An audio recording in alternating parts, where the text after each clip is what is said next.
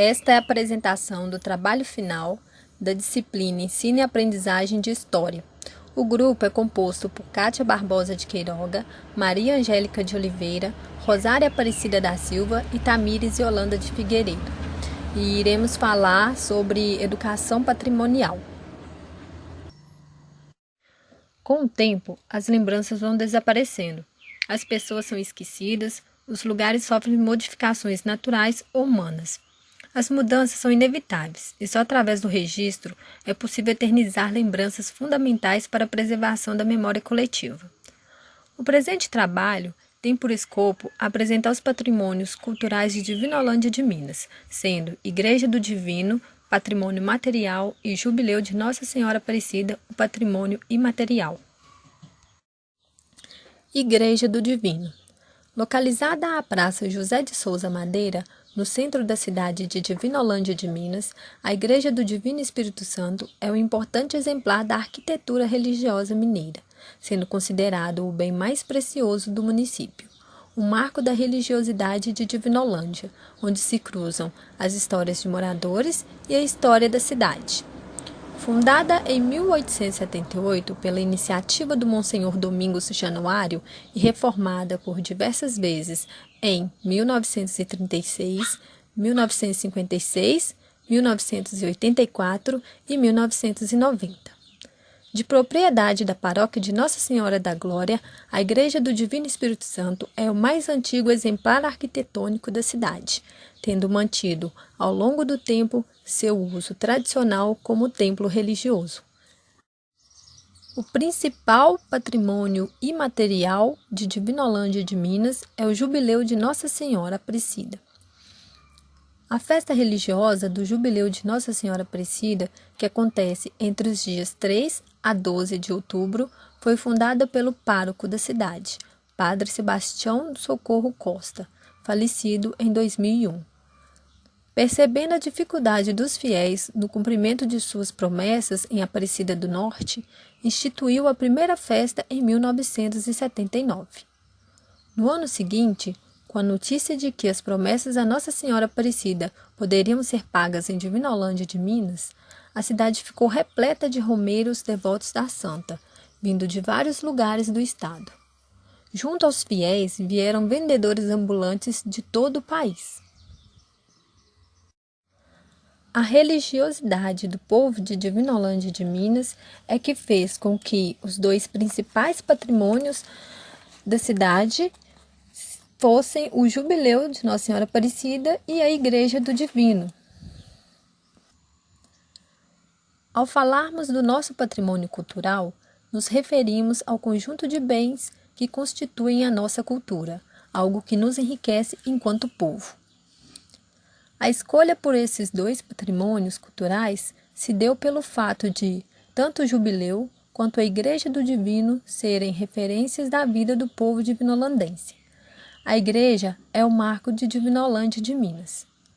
Quando voltamos no passado histórico da cidade, com a chegada dos primeiros moradores, dando origem ao Arraial do Divino, que logo se transformou em povoado, mais tarde em distrito e finalmente em município. A mesma não é caracterizada apenas pelo aspecto sagrado, mas também pelo seu símbolo e memória que permeia o seu povo.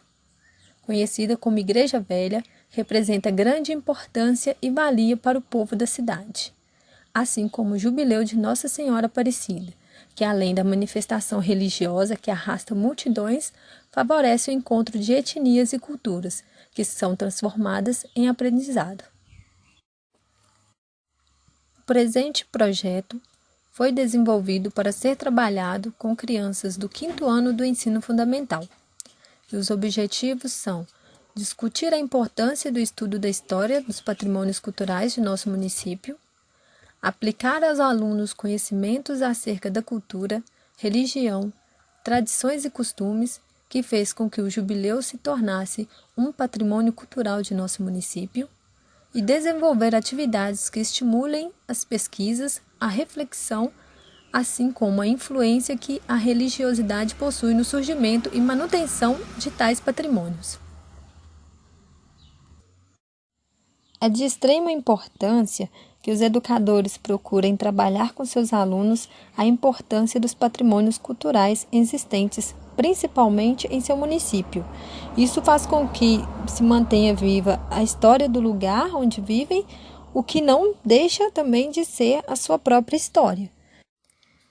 Vamos entender o que é educação patrimonial. Pode-se dizer que a educação patrimonial começou a ser idealizada em 1922, com a Semana da Arte Moderna. Antes dessa data, se tinha no Brasil a noção de que o que era bom era aquilo que vinha de fora. Mário de Andrade cria o anteprojeto do SFAM, a convite de Gustavo Campanema, em 1936, o Ministério da Educação e da Saúde. Em 1967, é criado o IPAM, Instituto de Patrimônio Histórico e Artístico Nacional, que certifica o patrimônio histórico brasileiro, tendo como primeiro diretor Rodrigo Melo de Franco, que expunha a importância da valorização do patrimônio brasileiro. Segundo Horta, 1999, no ano de 1983, ocorreu um seminário no Museu Imperial de Petrópolis, onde foi usado pela primeira vez o termo educação patrimonial e depois o IPAM também a utilizou no Guia Básico de Educação Patrimonial. O Decreto-Lei nº 2537, artigo 1º, afirma que os patrimônios históricos e artísticos nacionais dizem respeito a um conjunto de bens móveis e imóveis, sendo eles de interesse do domínio público, seja por seu valor histórico, etnográfico, bibliográfico ou artístico. A educação patrimonial está intimamente ligada à história, assim como suas continuidades e rupturas. O que mudou permaneceu. O educador não pode focar o ensino da história apenas nos livros, as visitas nos museus. A rua onde o aluno mora, a sua cidade, possui história, assim como a sua família. Sendo que a história pode ter diferentes interpretações, pontos de vista sobre o passado, como base nos documentos. Então, a escola deve transmitir o saber. Sendo assim, para uma melhor compreensão sobre o tema, foram feitas visitas na Igreja do Divino, onde as crianças tomaram conhecimento sobre a história, sua trajetória, desde a sua construção até os dias de hoje, bem como relatórios sobre os patrimônios locais, palestras, filmes, atividades que trabalhem a noção dos temas escolhidos, onde se usará como suporte no desenvolvimento das aulas.